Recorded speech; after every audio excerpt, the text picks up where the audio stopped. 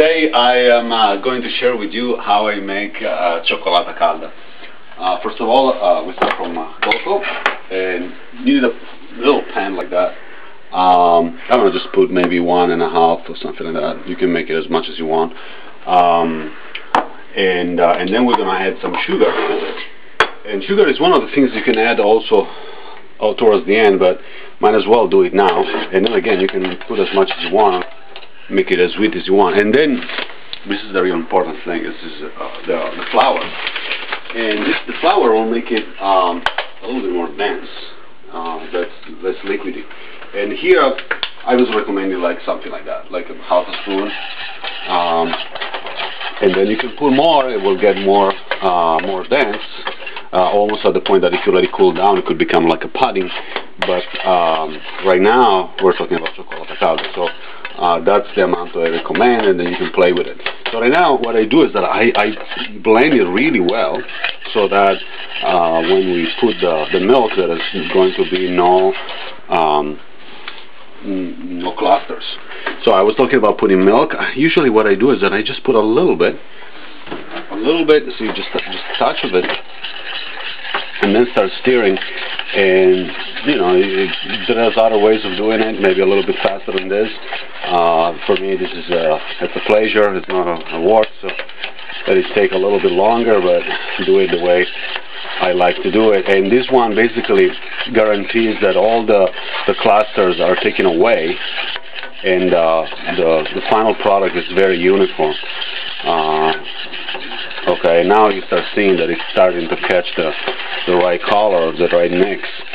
And now, of course, it's a very, very dense affair, but I'm going to add more as I go, like that, and keep doing the job until, let's say, all the powder has been already mixed up with the milk, and it's already in this homogeneous mix. And that's when you start adding the rest of the milk. And we're almost at that point where we can do that. Just making sure that all the corners are taken care of. There we go. We have a pretty much uniform mixture. And no bubbles of air, no clusters, no nothing. Because the flour tends to cluster up. So if you have to add the flours right now, that wouldn't be pretty. So you have to add it pretty much right away. And you can add some sugar now at this point, but flour and cocoa pretty much what you already added. It's what you have. And now you can add as much milk as you want. Remember, right now it's the final product. And here we go. I think this is this is good as I think it is. And then you can taste it, you know, and say, oh, too much concentrated, add more milk, and so on and so forth. I'm okay with this. I'm going to turn on the flame, or I should say the electricity under it, and I'm going to bring it to a boil. I'll tell you later on why we need to bring it to a boil. Okay, so we are like 3 minutes later here, and maybe 2, I don't know. And I'm just occasionally stirring. You don't have to be very aggressive, just to keep it in motion. And now you can see that, if you can hear, you can see that it's getting a little bit denser. But the point is that you have to bring it to a full boil.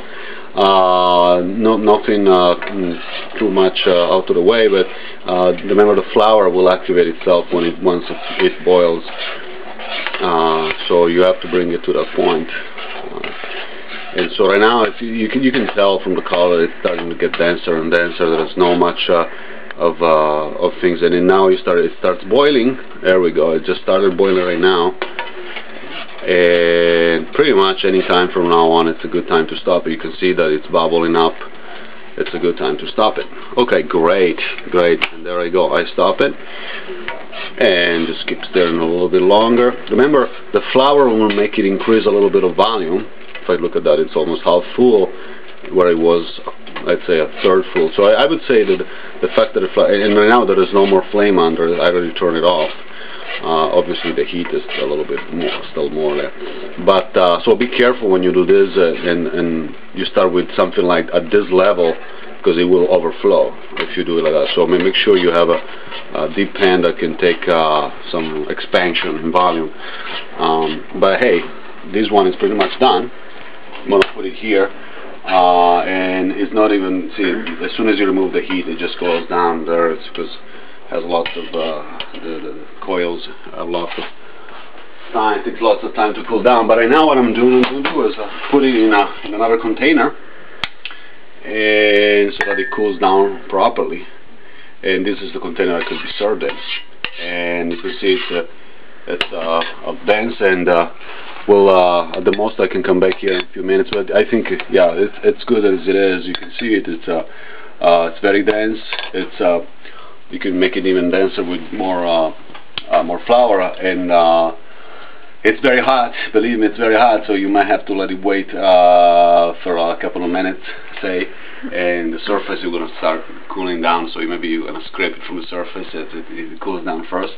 And now for us it's time to drink it, and for you it's time to go and make your own. Okay, right now let's ask a third party opinion. How is this Cioccolata Calda, Vivian? It's good. It's really thick and really good. Oh, good. Good. Glad you enjoy it. You recommend it? Yes. Oh, okay. Good. That's what we want to hear.